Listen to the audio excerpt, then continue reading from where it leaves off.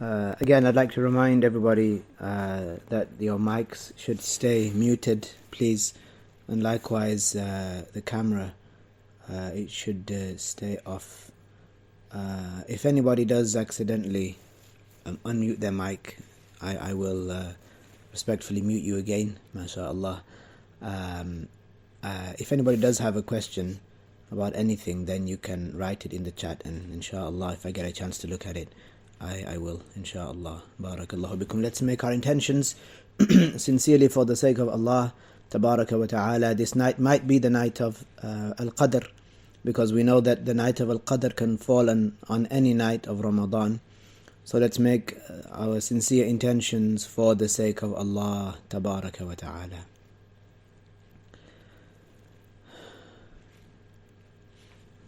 Allah Azza wa Jal encouraged His slaves in many ayahs of the Quran to look at the signs of His power.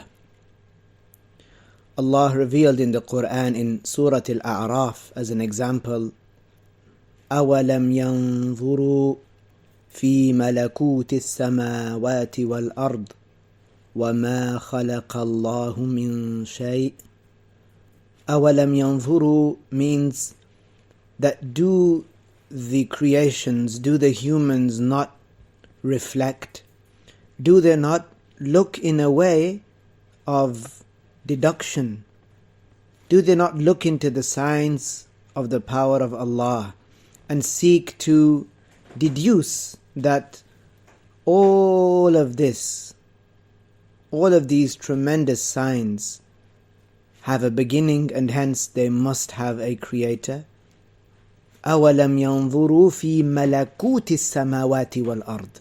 Do they not look into the signs that are present within the skies and upon the earth? Within the skies, meaning that because we believe in what was revealed to Prophet Muhammad alayhis-salaatuwasalaam, because of what he told us of what exists in the skies of angels and what is beyond the skies, like the arsh, the kursi, al-lawh al-mahfuz, and so on.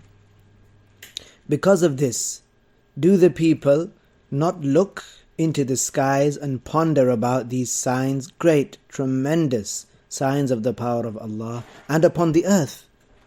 وَمَا خَلَقَ اللَّهُ مِنْ شَيْءٍ. And likewise, what Allah tabaraka wa ta'ala has created.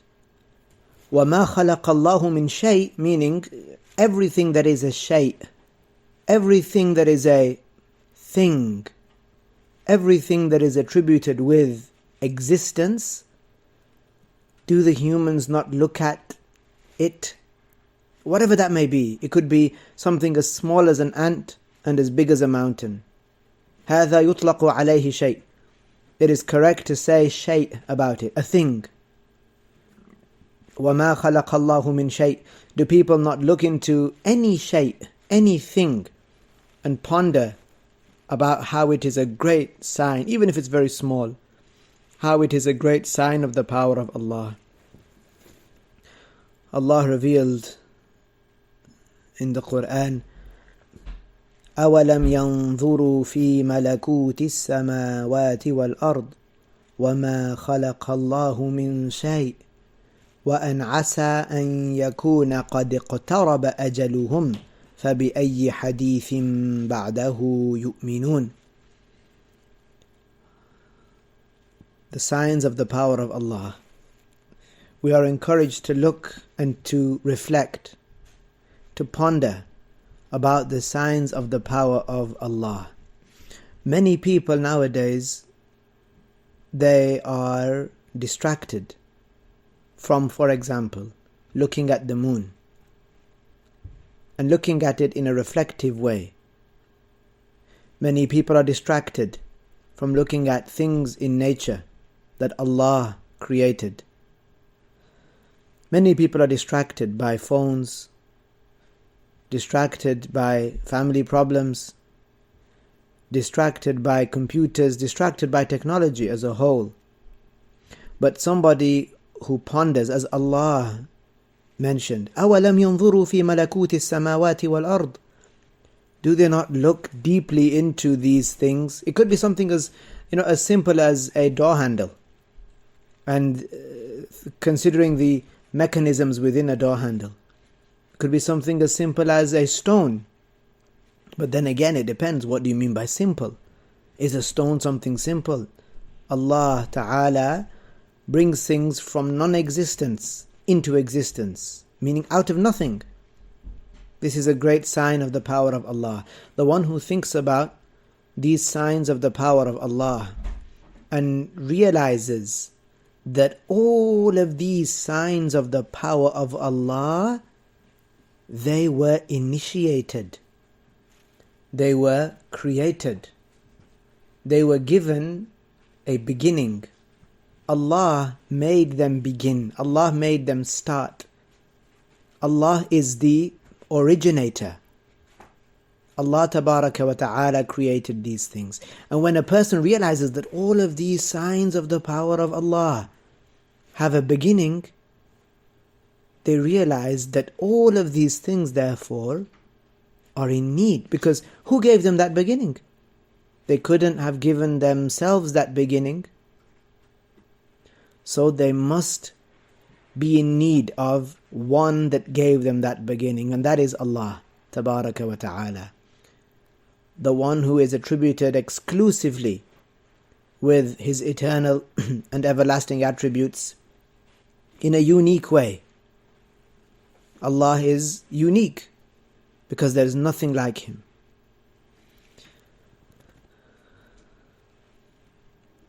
Just as Ibrahim alayhis-salaam used as a proof, Ibrahim alayhis-salaam, the highest ranking prophet after Prophet Muhammad alayhis-salaatuwasalaam, just as he looked into the sky, and he already knew, he was always a believer, as were all the prophets, but he used this proof against the people that were worshipping celestial bodies. He proved that Allah is the creator. Allah doesn't change. Rather, Allah regulates change in other things. Allah didn't start to exist. Rather, He started other things, created other things.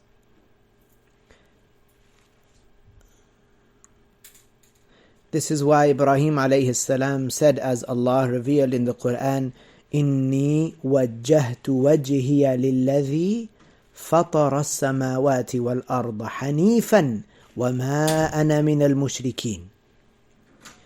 He said that I believe in the one that created the skies and the earth, and that I am not part of these other religions, and I am not وَمَا أَنَا مِنَ الْمُشْرِكِينَ, and I do not worship other than Allah. I don't worship idols. I don't believe in more than one God. And I do not worship celestial bodies. وَمَا أَنَا مِنَ الْمُشْرِكِينَ. He didn't worship the sun or the moon or the stars. Allah revealed, مَا كَانَ إِبْرَاهِيمُ يَهُودِيًّا وَلَا نَصْرَانِيًّا وَلَكِنْ كَانَ حَنِيفًا مُسْلِمًا وَمَا كَانَ مِنَ الْمُشْرِكِينَ.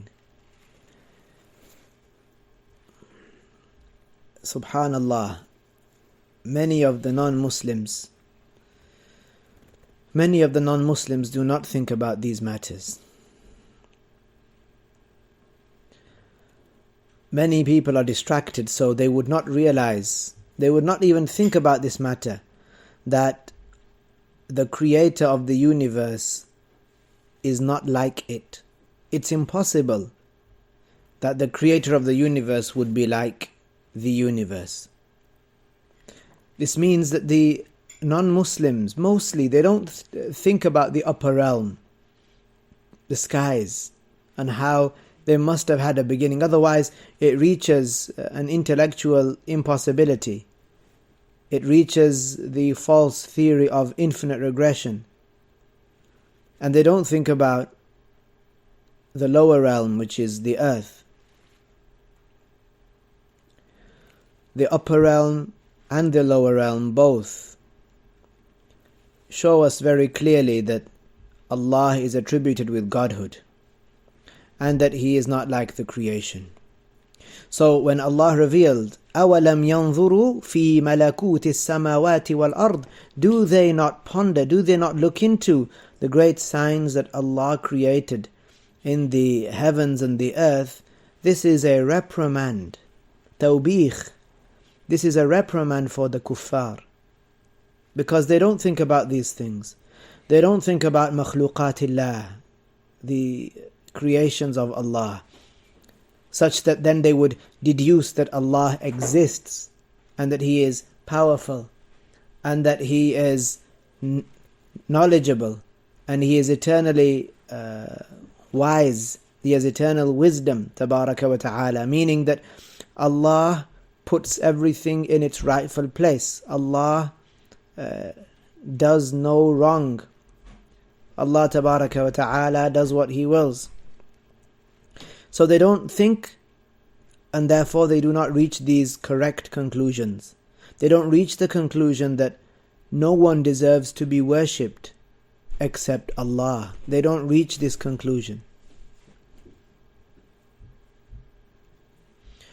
So if one of us thinks about the creations of Allah tabaraka wa ta'ala, then this leads us to strengthen our certitude, to strengthen our belief in Allah tabaraka wa ta'ala, in the fact that He exists and that He is attributed with an eternal and everlasting power. Allah is powerful, and that He exists and is attributed with an eternal and everlasting will. This is what a person finds if he looks into himself, moving from one state to another upon this earth that he is living upon.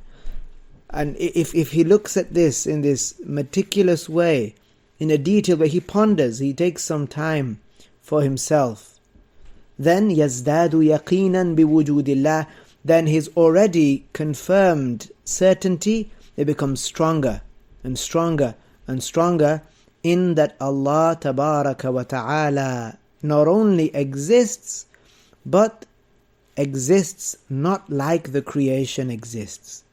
That He exists, but that He is nothing like the creation.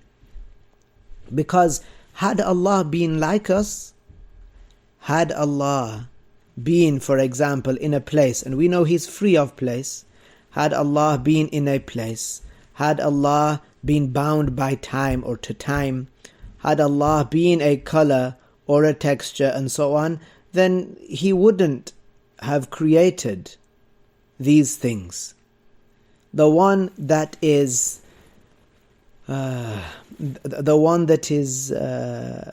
like the creation would not be able to create the creation. Look at every single creation that Allah created.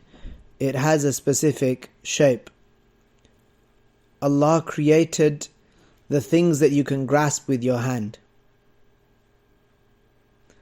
And Allah created some of the creations in the direction of above and some of the creations in the direction of below. Allah tabaraka wa ta'ala created that.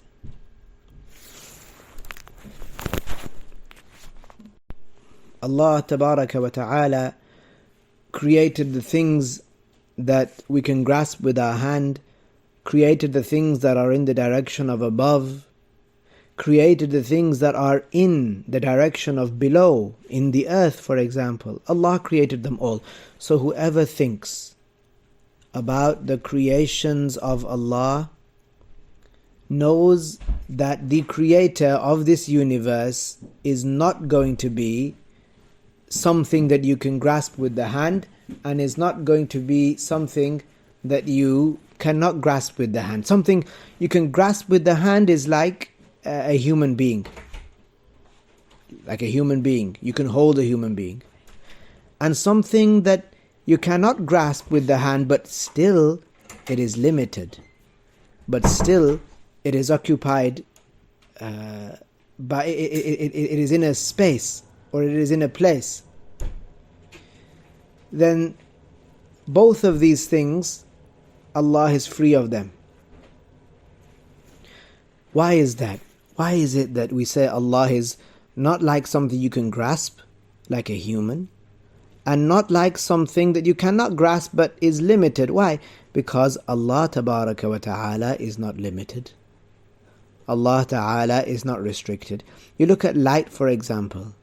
Light, it occupies a space. It's a certain size. It's a specific and a particular size. Okay? It occupies a certain area, if you will. It fills some parts and doesn't fill other parts. The light doesn't penetrate every part of the room with the same intensity because it's restricted. You can't say that Allah Tabaraka wa Ta'ala is a light or like a light, because that would mean He's limited and restricted. Allah Tabaraka wa Ta'ala is not a light. Likewise, Allah is not like the wind. One, because He created the wind. Secondly, because the wind is in places, it comes in gusts and sometimes in the form of a hurricane. Allah Tabaraka wa Ta'ala is not like the creation. Allah revealed in the Quran in Surah Fussilat, سَنُرِيهِمْ آيَاتِنَا فِي الْآفَاقِ وَفِي أَنفُسِهِمْ حَتَّى يَتَبَيَّنَ لَهُمْ أَنَّهُ الْحَقِّ. Allah revealed in the Quran that Allah will show the people the different signs in the creation.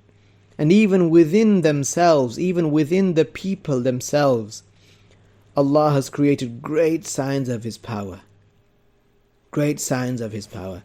Allah ordered His slaves to think about their own situations, about their bodies, about their emotions, about their situations and relationships with others, whether it is a relationship of love or it is a relationship where there is anger, animosity, hate. All of these, Allah ordered us to think about our different situations. And likewise, Allah ordered us to think about the situation of the earth that we live upon. And Allah ordered us to think about the upper realm, the skies, the stars. Why? Because thinking about these things, pondering upon them, realizing that we are really small when compared to these things. And if me, as complex as I can be in my thoughts, my opinions, my emotions, my stress, my anxiety, as complex as I can be, subhanallah, these things that are above me like the skies, they are huge, they are much bigger than I am. فَالَّذِي هُوَ قَادِرٌ عَلَيَّ فَإِنَّهُ قَادِرٌ عَلَى السَّمَاوَاتِ. The one that has power over me, i.e. Allah, of course He has power over these grand structures that are the skies. And this increases a person's yaqeen. This increases the person's strength and certainty in the existence of Allah Tabaraka wa Ta'ala and the great and perfect power of Allah Tabaraka wa Ta'ala. And in that, in knowing that He exists and knowing that He is powerful, that contains loving Allah Tabaraka wa Ta'ala. That contains showing that you are needy, that I am in need of Allah. I am in need of forgiveness. I am in need of the signs of the mercy of Allah. And this, it also produces fear. That I realize that I am afraid of the punishment of Allah. So I seek and I request and I beg for the signs of the mercy of Allah Tabaraka wa Ta'ala. And at the same time I'm thankful. Allah Ta'ala gave me the opportunity to worship Him. And when I worship Allah, I should experience great pleasure. And I should put everything else aside. When I start my prayer, I should put everything else aside. Some of the scholars mention that when you say Allahu Akbar, the benefit of raising the palms to the ears or shoulder level and then bringing them down is to say that I'm beginning my prayer, and as you, with the motion of bringing the hands down, it's as though you're pushing the world and the worldly matters, your stresses, behind your back, because now it's time for prayer. So a person, they should experience pleasure when they are praying, as a thanks to Allah Tabaraka wa Ta'ala. So at-tafakkur, thinking about the great signs of the power of Allah, it causes a person to fear Allah and to be in awe also of the great signs of the power of Allah. This is the type of pondering that Allah accepts from us. Let every single one of us look at our situation and say, I used to be a drop of fluid. A drop of fluid in someone else's body. Part of me was a drop of fluid in someone else's body. And then Allah eternally willed that I would grow flesh, bones. And then Allah eternally willed that an angel would come and inject the soul into me. And then I would be alive. I would be alive and have not yet seen the light of day. Just the darkness of the womb, but we were all alive in the darkness of the womb. That is where our life began. And to think, subhanallah, that a child can survive in such a dark place, a small place, in such an intricate way, tabarakallah, this is one of the great signs of the power of Allah. And Allah revealed this in the Quran. In numerous places in the Quran you find the speech about al-nutfa and al-mudgha, the drop of semen, and what's like a clot, and then what's like something chewed. And why? Because in that you see that a person has developed from something small to something bigger, and then actually was given birth to. Then he became a human being, and Allah regulates that change. Allah is the one that controls the change of one of us from one state to another. From a state of weakness, when we were young we couldn't crawl, we couldn't go to the bathroom by ourselves, and Allah regulated that change for us until we became in a situation of strength.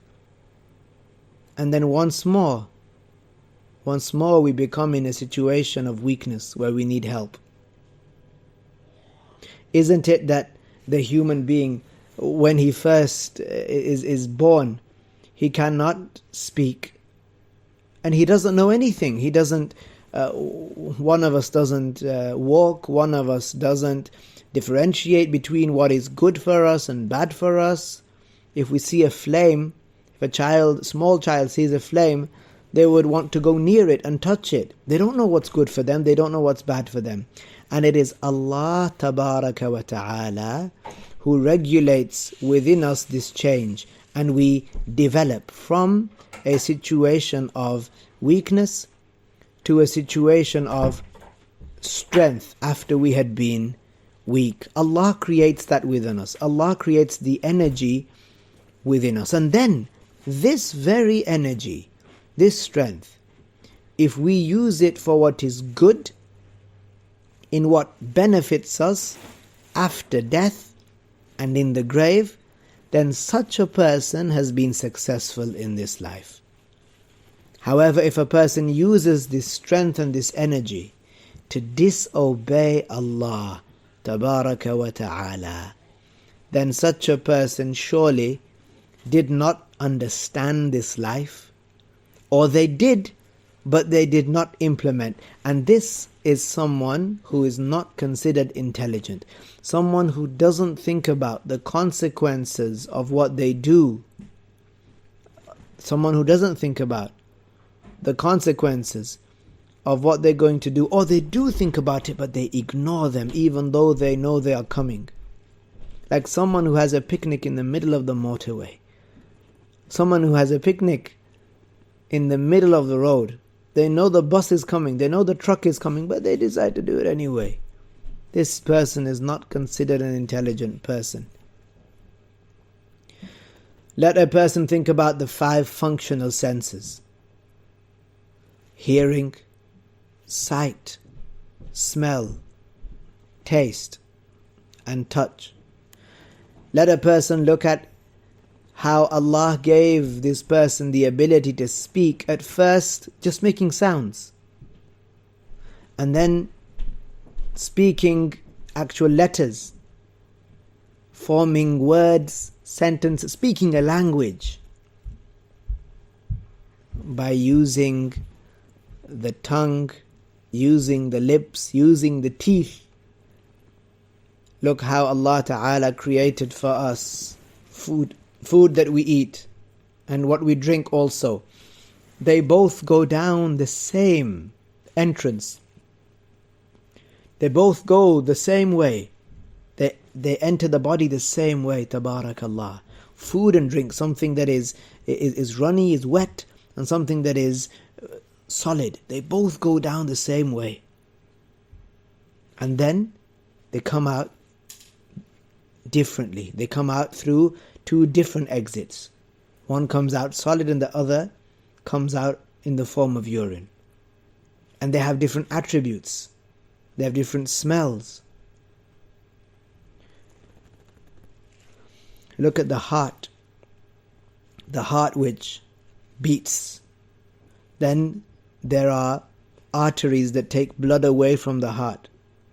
And the blood, it runs within these channels. It goes to the liver, to the kidneys, to the other places, to the brain. Look at the nerves and how a person is able to feel and touch with every part of the body. Imagine you could only feel with your hands. Imagine you could only sense the wind and something hot and something cold with your hands. Imagine that. But Allah gave it to us, made our skin, gave it the ability to feel, all of it. Had it been the case, yes, Allah would have given us the ability faqat, just to feel with our hands. But Allah didn't will that as the norm for us.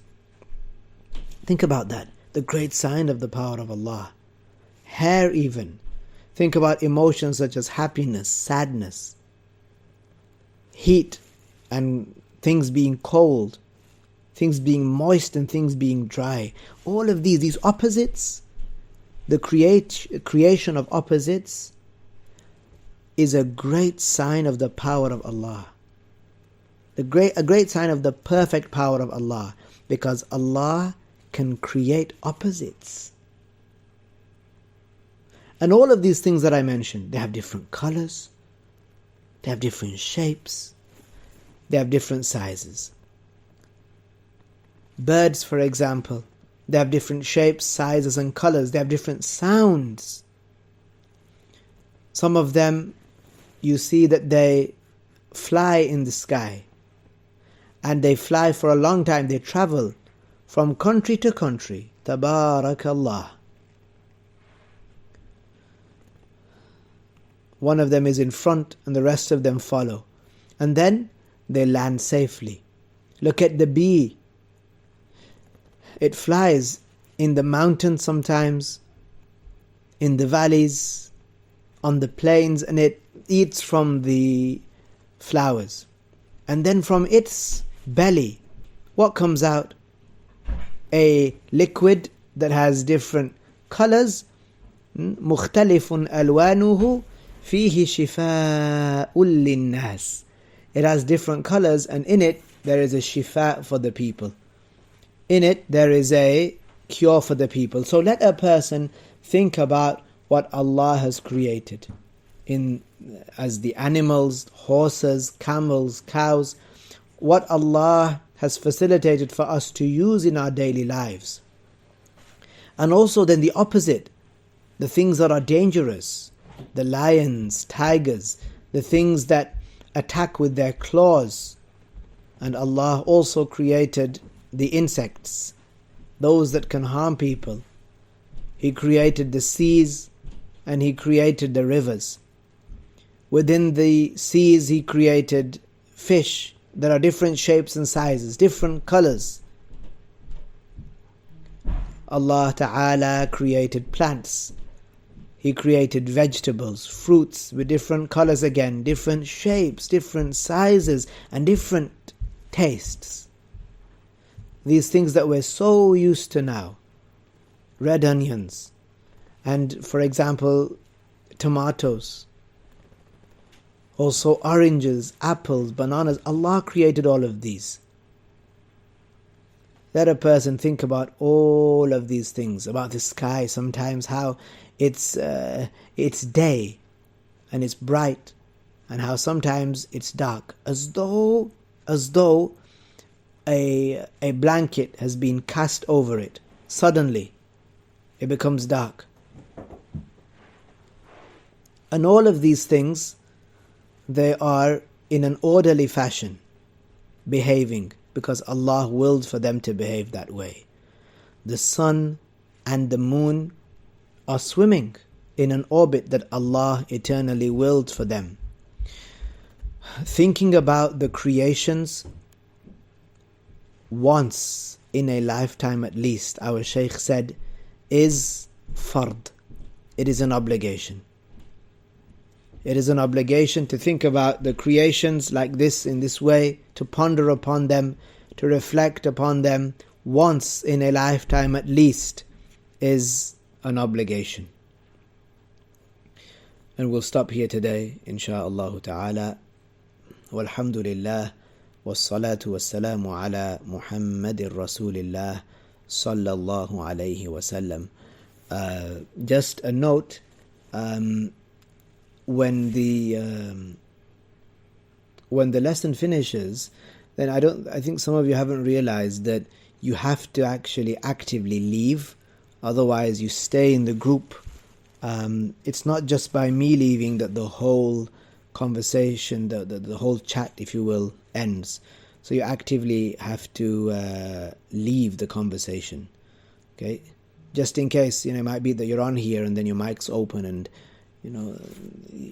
you might be saying things that you don't want other people to hear and so on. So just make sure you leave the conversation. Barakallahu bikum. Make dua for me as I will for you, insha'Allah. Assalamu alaikum wa rahmatullahi wa barakatuh.